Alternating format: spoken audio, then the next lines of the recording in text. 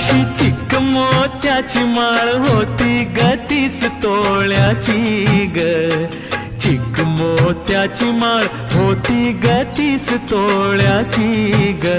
जसा गणपतीचा गोंडा चौरंगी लाल बावटा ग.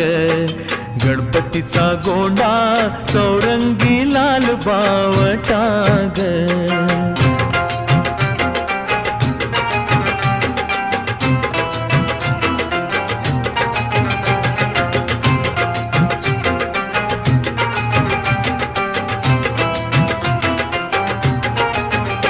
या चिकमाळेला रेशमी मौचार दोराग. या चिकमाळेला रेशमी मौचार दोराग.